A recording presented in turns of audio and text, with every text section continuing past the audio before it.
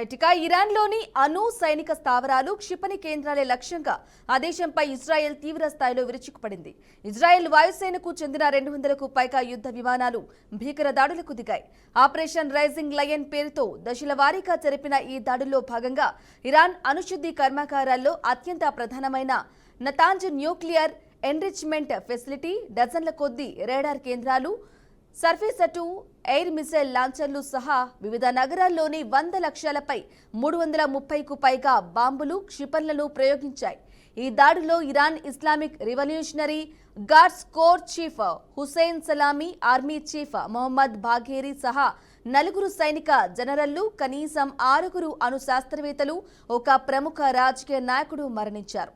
Iran Islamic Revolutionary guards air force విభాగానికి చెందిన అగ్రనాయకత్వం సమావేశమైన ఒక అండర్ గ్రౌండ్ కమాండ్ సెంటర్ పై తమ యుద్ధ విమానాలు చేసిన దాడిలో పలువురు అధికారులు చనిపోయినట్లు ఇజ్రాయెల్ రక్షణ శాఖ అధికారులు తెలిపారు.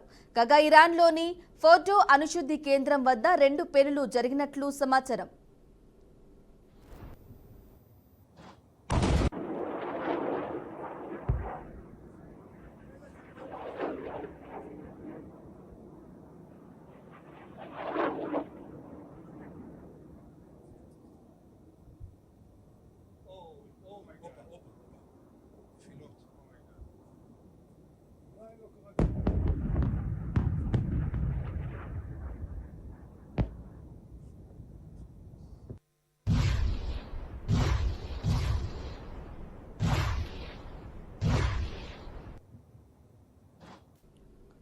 ఇరాక్తో యుద్ధం తర్వాత ఇరాన్పై జరిగిన అతిపెద్ద దాడులు ఇవే. నిజానికి ఇజ్రాయెల్ దాడుల ముప్పును ముందే ఊహించి నతాన్జ్లోని తన యురేనియం శుద్ధి కర్మాగారాన్ని ఇరాన్ భూమికి 22 మీటర్ల లోతున 2.5 మీటర్ల మందముండే కాంక్రీట్ గోడలతో నిర్మించింది. అయినా ఇజ్రాయెల్ దాన్ని బంకర్ బ్లస్టర్ బాంబులతో బద్దలు కొట్టింది. తమ దాడుల్లో ఆ కేంద్రం దెబ్బతిన్నట్లు ఇజ్రాయెల్ సైన్యం ఒక ప్రకటనల ద్వారా తెలిపింది. ఇరాన్ అణు ఇంధన సంస్థ కూడా ఈ విషయాన్ని ధృవీకరించింది. ఇక అంతర్జాతీయ అణు ఇంధన సంస్థ కూడా నతాంజ్ ఇరాన్లోని అణుశుద్ధి కర్మాగారంపై ఇజ్రాయెల్ దాడిని ధృవీకరించింది. అక్కడ అణు ధార్మికత స్థాయిలను నిశితంగా పరిశీలిస్తున్నట్లు వెల్లడించింది. ఇక తమ దేశంలోని పౌర ప్రాంతాలపై ఇజ్రాయెల్ జరిపిన దాడులకు ప్రతీకారం తప్పదని ఇరాన్ హెచ్చరించింది. రక్తపు మరకలు అంటిన చేతులతో ఇజ్రాయెల్ ఈ నేరానికి పాల్పడిందని ఇరాన్ సుప్రీం లీడర్ ఖమేనీ ఆగ్రహం వ్యక్తం చేశారు. కాగా తాము చేసిన దాడులకు ప్రతిగా ఇరాన్ 100 డ్రోన్లను ప్రయోగించిందని, వాటిని తమ గగనతలానికి ఆవలి అడ్డుకున్నామని, కూల్చేశామని ఇజ్రాయెల్ ప్రకటించింది. అయితే ఆ ప్రకటనను ఇరాన్ తీవ్రంగా ఖండించింది. ఇజ్రాయెల్ చర్యకు ప్రతీకారంగా కొద్ది గంటల్లోనే ఇరాన్ దాడులకు దిగింది. 100కు పైగా డ్రోన్లను ప్రయోగించినట్లు ఇజ్రాయెల్ సైన్యం తెలిపింది.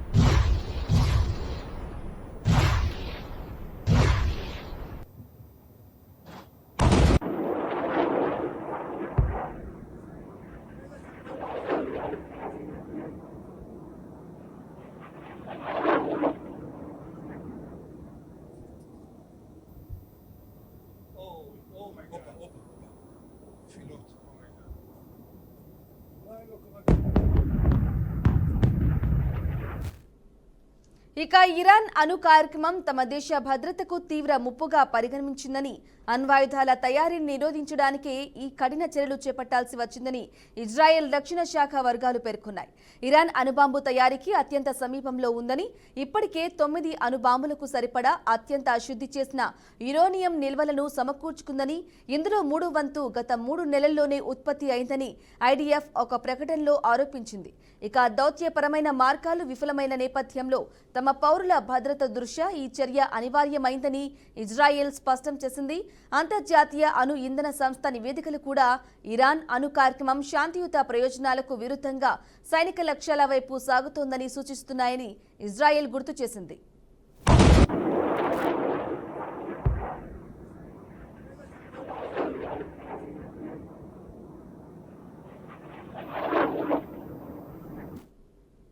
ఈ సైనిక చర్య కేవలం ఇరాన్ అణు కార్యక్రమంతో సంబంధం ఉన్న సైనిక స్థావరాలు, కీలక మౌలిక సదుపాయాలపైనే కేంద్రీకృతమైందని, ఇరాన్ ప్రజలు తమ లక్ష్యం కాదని ఇజ్రాయెల్ అధికారులు స్పష్టం చేశారు.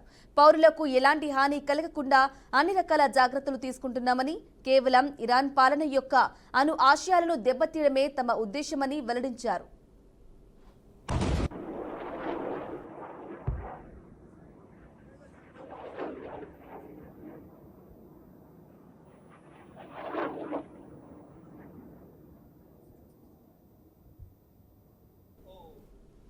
మరోవైపు ఇజ్రాయెల్ ఆరోపణలను ఇరాన్ తీవ్రంగా ఖండించింది. తమ అణు కార్యక్రమం పూర్తిగా శాంతియుత ప్రయోజనాల కోసం, విద్యుత్ ఉత్పత్తి వంటి అవసరాల కోసమేనని ఇరాన్ విదేశాంగ శాఖ పునరుద్ఘాటించారు. ఇక ఇరాన్ చురుకుగా అణ్వాయుధాలను అభివృద్ధి చేయడం లేదని గతంలో అమెరికా నిఘా వర్గాలు కూడా అంచనా వేశాయని గుర్తు చేసింది. నటాంజ్ ఫోర్డ్లోని తమ ప్రధాన అణుశుద్ధి కర్మాగారాలు అత్యంత భద్రతా నడుమ వైమానిక దాడుల నుండి రక్షణ పొందేలా భూగర్భంలో పర్వతాల్లో నిర్మించబడ్డాయని తెలిపింది. ఇజ్రాయెల్ దురాక్రమణకు తగిన ప్రతీకారం ఉంటుందని ఇరాన్ హెచ్చరించింది.